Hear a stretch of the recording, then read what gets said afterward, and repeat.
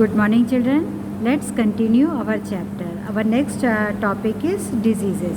So, children, diseases means any deviation in the normal functioning of the body is called a disease. Okay. So, any deviation in the normal functioning of the body. So, this may be due to some microorganism. So, disease they may be cause some microorganisms or malfunctioning in the body. Okay. So, disease causing organisms are known as pathogens. So, children, the organisms, the microorganisms which spread disease is known as pathogens. Now, diseases are classified into two groups. What they are? Non-communicable diseases and communicable diseases. So, children, non-communicable diseases means the diseases which cannot be transmitted from one person to another are called non-communicable diseases. So, children, non-communicable diseases, they are not transferred from one person to another. Okay, they are not transmitted to one person to another.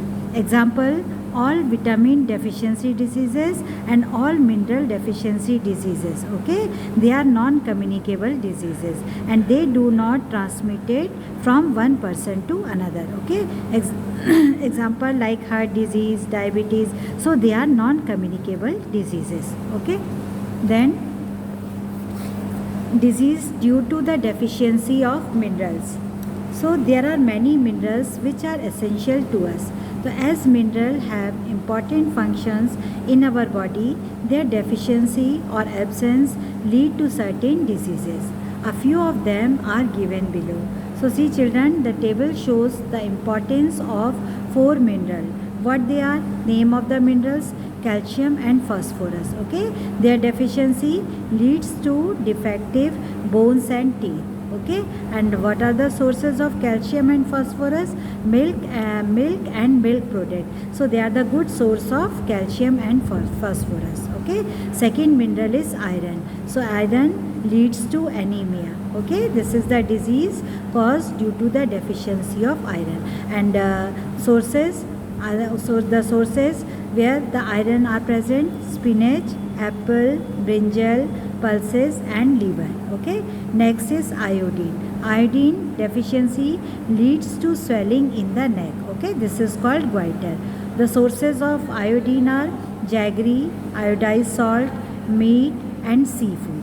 Okay, then come to the next one: communicable diseases. So communicable diseases means, children, the diseases which can be transmitted from one person to another through a living or non-living agents are called communicable diseases. So children, communicable diseases means they transmit from one person to another through living agents, okay, as well as non-living agents. So communicable diseases can be caused by living agents. So the living agents are like viruses, bacteria, protozoa, fungi and insects. Okay, so they are the living agents and they cause the diseases. Okay, and the disease spread through them, they are called communicable diseases. So some examples are given below. Disease caused by viruses. Diseases are AIDS, rabies, mumps, measles, common cold, chicken pox and hepatitis. Then disease caused by bacteria: typhoid, TB, tetanus, cholera, diphtheria and leprosy. Then disease caused by fungi: skin infection.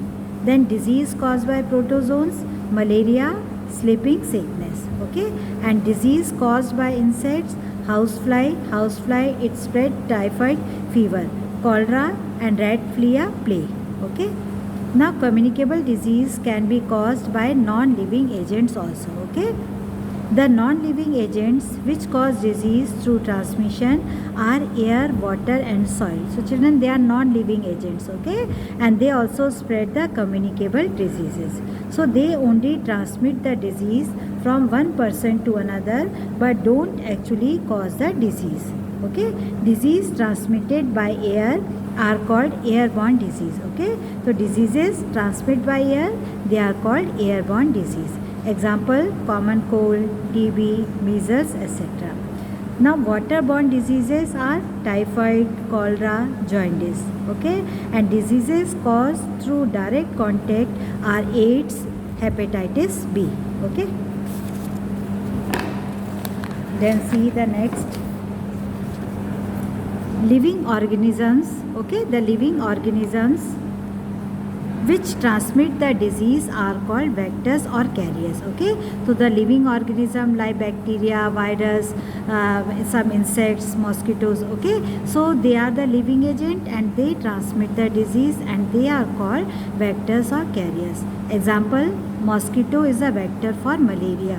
Okay, mosquito is a vector for malaria, dengue, elephantiasis, Japanese encephalitis. Okay, so all the communicable diseases can be avoided by keeping our surrounding clean. Okay, and by maintaining good hygiene. So this prevent the breeding of flies and mosquitoes, and it also prevent water and food from being contaminated. Now children, vaccination. So it is a vaccination means it is a method of preventing germs from causing diseases even when they enter our body by vaccine. Vaccine is an injection or oral drop. Okay, vaccine or by an oral drop. So when vaccine is taken our body, okay, when we take vaccine, so our body cells become alert immediately. Okay, our body cells, they become alert immediately and produce substances which can fight the germs. Okay, our body produces substances which can fight the germs. The vaccine are specific for every diseases. The power to fight against diseases is known as immunity. Okay, now for example, vaccine are available for diseases like cholera, typhoid, tetanus, polio,